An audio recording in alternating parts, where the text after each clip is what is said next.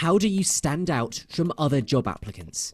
This graduate found a unique way to get noticed by pitching himself outside Canary Wharf tube station. I purchased a stand and I purchased a massive A1 size board and I wrote down my degree title, which is a BSc Banking and Finance, first class honours. He began having conversations with potential employers. The first 10 minutes I was really nervous, to be honest. I was standing there empty-handed. So what I did, I actually took my CVs out, my physical CVs, out of my bag and I held it in my hand like some sort of like a salesman. And I also had the idea to speak to people actually and say, look, good morning, have a nice day, how are you feeling today?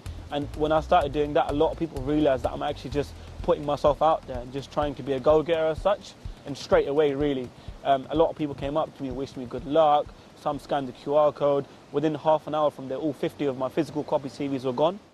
Within hours, he was invited for a job interview. I went back to the car, and then from there, really, I just did a lot of research on the Canary Wharf group. From someone 3 hours ago came for an opportunity, and I'm like in the face of an opportunity right now, and it was really crazy. So once the interview was completed, I got the gist that the director and the actual interviewer were quite happy with myself. I left my phone on silent, so I came back to about 10 different missed calls from different numbers. At first, I didn't really understand it because I didn't know I had gone viral on LinkedIn. A few days later, he was offered the position of Treasury Assistant. Honestly, I just felt like jumping in the air and just really screaming, to be honest. It was a really happy moment for myself because I know how difficult it was in university.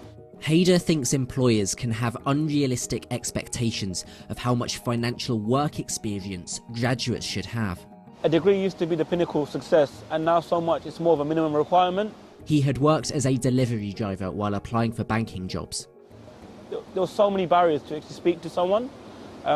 I found that recruiters did get kind of annoyed at me because I kept calling every other day just to see if anything was available. I was initially quite bogged down. I felt I was doing something completely wrong. But Heida says his efforts paid off. It gives me the opportunity to work in Canary Wharf, which is like the mecca for banking and finance. Oh, I'm going to work really hard to keep it, actually. I'm going to try to impress them as much as I can. Jamie Morland, BBC London.